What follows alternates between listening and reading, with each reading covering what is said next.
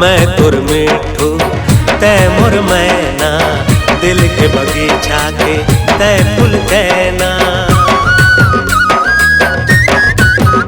हाँ मैं तुर मिठू तै मोर मैना, दिल के बगीचा के तै फूल कहना। मन होत सुनत रहो तोर बैना, दिल मोर चीर दे ये दोनों नैना, दोनों नैना ममोला बसा ले रे। भागे हो रे, भागे हो रे सारी सुख संसार के। अब छोड़ पीछन जोड़ीदार रे मुला, अब छोड़ पीछन जोड़ीदार रे।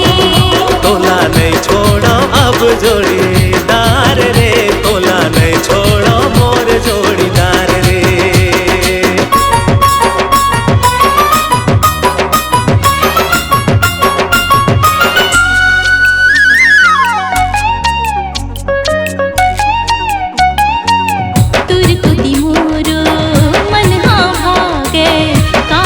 कैसे करो धक धक लागे,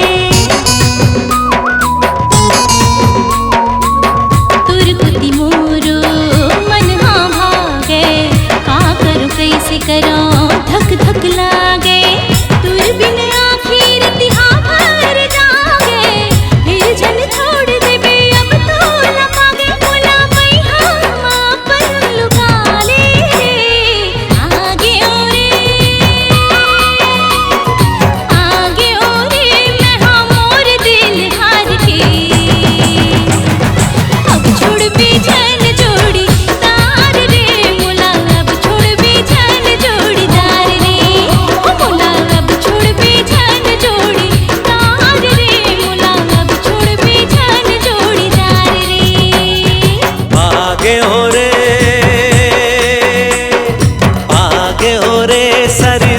संसार के।